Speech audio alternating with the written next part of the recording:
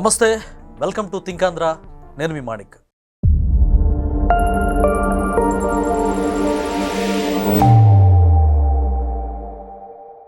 Deputy CM Pawan Kalyan గారి మీద మాజీ సీఎం పులివెందుల ఎమ్మెల్యే జగన్మోహన్ రెడ్డి గారు రీసెంట్గా అనుచిత వ్యాఖ్యలు చేశారు. గతంలో కూడా ఏనాడు కూడా ఆయన్ని పేరు పెట్టి పిలవలేదు, దత్తపుత్రుడని పిలిచారు. అయితే ఆయన డిప్యూటీ సీఎం అయిన తర్వాత కూడా కార్పొరేటర్కి ఎక్కువ, ఎమ్మెల్యేకి తక్కువ అంటూ డిప్యూటీ సీఎం బాధ్యతను కూడా తక్కువ చేసి మాట్లాడడం, ఆయన్ని క్రిటిసైజ్ చేయడం చాలా విమర్శలు తావిస్తూ ఉంది. ఇదే విషయం మాట్లాడడానికి మనతో ఉన్నారు ప్రముఖ రాజకీయ విశ్లేషకులు మధుసూదన్ రెడ్డి గారు. వారిని అడిగి దీని గురించిన పూర్తి విశ్లేషణ తెలుసుకునే ప్రయత్నం చేద్దాం. సార్ నమస్కారం. నమస్తే మాణిక్యం. సార్, ఒక డిప్యూటీ సీఎం స్థాయిలో ఉన్న వ్యక్తిని జగన్మోహన్ రెడ్డి గారు నువ్వు కార్పొరేటర్కి ఎక్కువ, ఎమ్మెల్యేకి తక్కువ అన్న వ్యాఖ్యల్ని మనం ఎలా చూడాలి? జగన్మోహన్ రెడ్డికి నోటు దోల ఎక్కువ, కంటెంట్ తక్కువ. పోనీ కంటెంట్ అన్న రాస్తాడంటే రాదు, ఎవడో రాసి ఇచ్చిన కాపీ చదువుకుంటాడు, కాపీ రైటర్ వితౌట్ స్క్రిప్ట్ అయినా సమస్య లేదు. మీరు ఒప్పుకోపక్క కృష్ణమోహన్ రెడ్డి అని కూడా ఉంటాడు, వాడు రాసి ఇచ్చేది. అంటే వాళ్ళు ఆయన కంటెంట్ రైటర్ అని మార్చుకోవటం, వాడు ఏది రాస్తాడో అది చదువుతాడు. ఆ కంటెంట్ రైటర్ నిరికిచ్చేస్తుంది. అంటే ఇంత అక్కస్ ఎందుకు పవన్ కళ్యాణ్ గారి మీద? అహంకారం, అసహనం, అహంభావం. జగన్మోహన్ రెడ్డికి ధనదాహం ఎక్కువ, ప్రజాసేవ తక్కువ. జగన్మోహన్ రెడ్డికి బలిదానం ఎక్కువ, రక్త సంబంధాలు తక్కువ. జగన్మోహన్ రెడ్డికి క్రైములు ఎక్కువ, జైలు జీవితం తక్కువ. జగన్మోహన్ రెడ్డి ఎక్స్ సీఎంకు తక్కువ, దోపిడీకి ఎక్కువ. జగన్మోహన్ రెడ్డికి ఎమ్మెల్యేకి ఎక్కువ, ప్రతిపక్ష నాయకుడు తక్కువ. జగన్మోహన్ రెడ్డి సీఎంగా పనిచేసింది తక్కువ, సీఎంగా నొక్కింది ఎక్కువ. జగన్మోహన్ రెడ్డికి బైబిల్ జ్ఞానం తక్కువ, బూతుల జ్ఞానం ఎక్కువ. జగన్మోహన్ రెడ్డికి 2019లో ట్రిపుల్ డిజిట్ ఇచ్చారు ప్రజలు. 2024 వచ్చేళ్ళకే డబల్ డిజిట్, మధ్యలో 5 ఎత్తేసారు. 11 రెడ్డి అయిపోయింది. సైకో రెడ్డి కాస్త 11 రెడ్డి అయ్యిండు. తర్వాత 2029 బ్రహ్మంగారి భవిష్యత్తు ఇప్పుడే చెప్తుండ. జగన్మోహన్ రెడ్డి భవిష్యత్తు ఇప్పుడే చెప్తుండ. ఇప్పుడు 11 రెడ్డిగా ఉండడుగా, రేపు ఆ పక్క ఒకటైన పోవచ్చు, ఈ పక్క ఒకటైన పోవచ్చు. సింగిల్ డిజిట్ పరిమితం. ఇదైతే పక్క. అంటే ఇంత కాన్ఫిడెంట్ ఎలా? ఇది పక్క. ఇట్నే మాట్లాడుతుంటే ఇట్నే వద్దు. అందుకే చెప్పిన, మొదట్లో చెప్పిన నోటు దోల ఎక్కువ, కంటెంట్ తక్కువ అని. అంటే అహంకారాన్ని ప్రజలు అహంకారం, అసహనం, ధనమదం ప్రజలు ఒప్పుకోరు. ఇప్పుడు లీడర్ ఆఫ్ ఆపోజిషన్ అనేది అడుక్కుంటే రాదు, ప్రజలు ఇష్టే వస్తుంది. అసలు స్పీకర్ రైట్ని హైకోర్టు అసలు సింగిల్ కాలంతో కొట్టి అవతల పడేస్తుంది. చూడండి, రేపు రాబోయే జడ్జిమెంట్ ఇప్పుడే చేస్తారు. ఇన్వాల్వ్ కాదు. ఏ విషయం గురించి? స్పీకర్ కొన్ని పవర్స్ ఉంటాయి. స్పీకర్కి హైకోర్టు జడ్జికున్నంత పవర్స్ ఉంటాయి. సో అసెంబ్లీ లోపల head of the judge speaker, అంతే. స్పీకర్ నిర్ణయం ఫైనల్. హైకోర్టు న్యాయమూర్తి కూడా ఏం చేయలేడు. అందుకే ఈవెన్ సీఎం గారు కూడా అధ్యక్షాన్ని అంటారు కదా, అంతే. అది స్పీకర్ నిర్ణయం ఫైనల్, మాకు సంబంధమే లేని మ్యాటరు, నువ్వు పోయి స్పీకర్ కాడ తేల్చుకోమంటారు. అది కాన్స్టిట్యూషన్ బాడీ. ఎవడు చెప్తాడు సొల్లు? 10th క్లాస్ పేపర్లు కొట్టేసి పరీక్షల పేపర్లు రాసినంత తేలిక ఉండదు రాజ్యాంగం. రాజ్యాంగం నిర్మాత అయినటువంటి, అప్పట్లో రాజ్యాంగ పరిషత్తుకి అధ్యక్షుడైన doctor Babu Rajendra Prasad, draft committee chairman అయినటువంటి డాక్టర్ బిఆర్ అంబేద్కర్ గారు, రాజ్యాంగ పరిషత్తుకి సలహా కమిటీ చైర్మన్ అయినటువంటి బిఎన్ రావు గారు, ద బ్రిటిష్ రూల్ ఫ్రమ్ 1858 నుంచి 1947 ఈ పీరియడ్లో కొన్ని చట్టాలు వచ్చినాయి మనకి. ప్రిన్స్లీ స్టేట్స్, రాజరిక వ్యవస్థలో ఉన్నటువంటి 3 రాజ్యాలు, స్వతంత్ర రాజ్యాలు, జమ్మూ అండ్ కాశ్మీరు, జునాగఢ్, నిజాం నవాబు, ముగ్గురు. ఓకేనా? 567 సంస్థానాలు ఉండేవి. సంస్థానాధీశులు ఉండేవాళ్ళు. స్వతంత్ర రాజ్యాలు కాకుండా బ్రిటిష్ రూల్ కింద ఉండేది కాదు, వాళ్ళ కింద లేకుండా సంస్థానాలు ఉండేవి. ఈ సంస్థానాలు ఏం చేశారంటే బ్రిటిష్ వాళ్ళకి కప్పం కట్టేవాళ్ళు. అంటే సపరేట్ రూలర్ సైడ్ బ్రిటిష్ వాళ్ళకి డబ్బులు కడుతూ వాళ్ళు పరిపాలించుకునేవాళ్ళు కొంత విస్తీర్ణాన్ని. ఆ విస్తీర్ణం వీళ్ళ అండర్లోనే ఉంటుంది. అంటే బ్రిటిష్ వాళ్ళు ఏం చెప్తే తినేవాళ్ళు, వాళ్ళకి కూడా పరిపాలన తగ్గిపోద్ది కదా. అప్పుడు పాకిస్తాను, ఇండియా, బంగ్లాదేశు, భారతదేశం ఇదంతా ఒకటే. బ్రిటిష్ ఇండియాలో భాగంగా ద ఇండియన్ కౌన్సిల్ యాక్ట్ 1861లో వచ్చింది. దీన్ని ఏమంటారంటే ఎగ్జిక్యూటివ్ కౌన్సిల్. అంటే కొంతమంది ఆఫీసర్లు పెట్టి బ్రిటిష్ ఇండియాలో దాన్ని ఒక చట్టం చేశారు. బ్రిటిష్ పార్లమెంట్ ఆనాడు మన రాణి వైస్రాయ్ ఉంటారు అన్నమాట. తర్వాత దీన్ని ఏం చేశారంటే మళ్ళీ ఉద్యమాల ఫలితంగా స్వతంత్రోద్యమాల ఫలితంగా దీన్ని కొంచెం విస్తరించారు. ఎప్పుడు 1892లో 1861లో వచ్చింది ఇది కౌన్సిల్ చట్టం. దాని తర్వాత ఏం చేశారంటే ఇండియన్ కౌన్సిల్ యాక్ట్ 1892లో ఈ ప్రావిన్స్లు ఏవైతే ఉండేవో, అప్పుడు ప్రావిన్సులు ఉండేవి, అక్కడ ప్రజల నుంచి ఎన్నుకోబడ్డోడిని తీసుకునేవాళ్ళు. ప్రావిన్సుల నుంచి కొంతమంది ప్రజల ద్వారా వచ్చేవాళ్ళు. దాని అందరి established legislative each of the province British India increased the power of the legislature council. కొత్తగా పెంచారు ప్రజల భాగస్వామ్యం కూడా ప్రతిపాదన.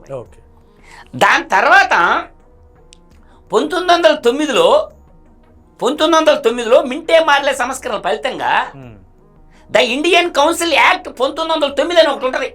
Admitted some Indian the various councils అనమాట. ఇంకొంచెం ప్రజాస్వామ్యాన్ని పెంచుకుంటూ వచ్చారు. దాని తర్వాత మొట్టమొదట ఒక చట్టం వచ్చింది మనకి, the government of Indian act పొందుతుంది. తెలుసా జగన్మోహన్ రెడ్డికి? నేను చెప్పిని తెలుసా? ఏం తెలిసి మాట్లాడుతాను? మనకు తెలిసింది ఒకటే, చోర కళ. 64 కళల్లో ఒక కళ. ఆ కళ పేరేంటి? చోర కళ. దొంగతనం చేయటం, దాచుకోవడం. స్పీకర్ పవర్స్ ఏంటో కూడా తెలియదు అంటారు. అసలు తెలీదు, తెలిసి నటిస్తుండు. ఇంకా చెప్తాయనండి మీకు. దీన్ని ఏం చేశారంటే మనకి పార్లమెంట్ హౌస్ న్యూఢిల్లీలో 1927కే ఓపెన్ చేసి పెట్టారు British. The government of India act 1935 ఒకటి ఉంది. తీసి చదువుకు, అదే మూల చట్టం. ఇప్పుడున్న భారత రాజ్యాంగానికి 80% అదే ఉంటుంది. ఆరిజిన్ అదే. ఇది the government of India act 1935 ఉంటుంది.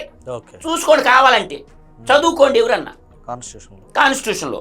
తర్వాత ఇంకొక యాక్ట్ ఉంది, భారతదేశాన్ని డివైడ్ రూల్ చేయడానికి ఒక చట్టం చేసింది పార్లమెంట్లో. ఏది? లండన్ పార్లమెంట్లో. ఆ చట్టం పేరు ఏంటంటే Indian independence act 1947. Indian independence act ఉంది ఒకటి 1947లో, passed by the British parliament on 18th July 1947. 18 July 1947 నాడు బ్రిటిష్ పార్లమెంట్ పాస్ చేసింది. Divide British India into 2 newly independent countries, India and Pakistan. తెలిసిరా నీకు ఆ చట్టం జలగన్నా? దాని ముఖం మొదటి పేజీ చూసినాను ఎప్పుడన్నా? వరగ చెప్తే ఎట్ట మాణిక్యం నా పోయి. తర్వాత ఇంకోటి చెప్తా. The constitution of India was adopted on November 1949. Constitution మనం అడాప్ట్ చేసుకున్నది ఎప్పుడు? 26 నవంబర్ 1949. ఎఫెక్టెడ్ డేట్ ఎప్పుడు? జనవరి 26, 1950. అదే కదా భారత రాజ్యాంగం. ఒరే, భారత రాజ్యాంగంలో పీటికి తెలియనోడు కూడా మాట్లాడుతుంటే ఎట్టా? చెప్పరా భయ్, పీటికి చూడకుండా. పీటికి చెప్పమని చాలు. భారత రాజ్యాంగంలో పీటిగా చూడకుండా రాయమని, చూడకుండా చెప్పమని జగన్మోహన్ రెడ్డి. అందువల్ల ఈ ప్రజాస్వామ్య వ్యవస్థలో ఎవడు ఎక్కువ కాదు, ఎవడు తక్కువ కాదు. నీకంటే దగులుబాజీ ఇంకొకడు ఉండడు, నీకంటే గజ దొంగ ఇంకొకడు లేడు. అంటే ఒక గజ దొంగ కుటుంబానికి, దోపిడీ కుటుంబానికి పవన్ కళ్యాణ్ ఎవడు దోచుకున్నారా? ఏ భూములు దోచిండు, ఏ గనులు దోచిండు? తన కష్టార్జితం అంతా ప్రజలకు పంచిండు. నువ్వు ప్రజల ఆస్తి దోచుకున్నావు. తన సంపాదించింది ప్రజలకు దానం ఇచ్చిండు. నువ్వు ప్రజల ఆస్తి దోచుకున్నావు. సిమెంట్ ఫ్యాక్టరీ ముసుగులో, మీడియా ముసుగులో, పేపర్ ముసుగులో, పులివెందుల పాలిమర్ ముసుగులో, కార్మిలేషియా ముసుగులో. నేనన్న మాట కాదు, సిబిఐ చెప్పింది. 43,500 కోట్ల రూపాయలు తండ్రి అధికారాన్ని పెట్టి నాకేసిండు అని నాంపల్లి సిబిఐ కోర్టు చెప్తుంది. అందువల్ల ఏంటంటే జగన్మోహన్ రెడ్డి చెప్పకూడదు ఎక్కువ తక్కువల గురించి. పెద్ద పోటుగాడివే కదా మరి, రిజైన్ చేయి. రాజ్యాంగంలో మొదటి పేజీ ప్రియాంబుల్ కూడా తెలియదు. పీటికి చెప్పని అంటుండ కదా, సవాల్ అంటుండా. పీటికి చెప్తే మగాడే, రిజైన్ చేయి. పులివెందల పిలిపిల్ల. నేను ఒక మాట చెప్తుండా, ఛాలెంజ్ ఇస్తుండా. బైబిల్ దేవుడు అంటుండగా ఒక్క పేజీ చూడకుండా చెప్పమను, వాడు కాళ్ళ కింద దూరిపోతా. బైబిల్ రాదు, భగవద్గీత తెలియదు, వాడికి తెలిసింది 2 చోరకళ. భారత రాజ్యాంగం పీటికి కూడా తెలియదు. ఒక తెలిసింది ఒకే ఒక కళ, అది చోరకళ. నిష్ణాతుడు దాంట్లో మాత్రం ఆస్కార్ అవార్డు ఇవ్వాలి. ప్రపంచ దొంగలకి ఒక ఆస్కార్ అవార్డు కానీ పెడితే నంబర్ 1 ప్లేస్. ఆస్కార్ అవార్డు వాడు ఉన్నాడు కదా, ఎస్కోబార్, పాబ్లో ఎస్కోబార్ లాగా పులివెందుల పాబ్లో ఎస్కోబార్ ఒక అవార్డు అయితే వస్తుంది. అందువల్ల ఏంటంటే సమాజంలో గుర్తుపెట్టుకో, భిన్న స్వరాలు ఉంటాయి, భిన్న తత్వాలు ఉంటాయి. భారతదేశం భిన్నత్వంలో ఏకత్వం. అదే భారతదేశం యొక్క గొప్పతనం.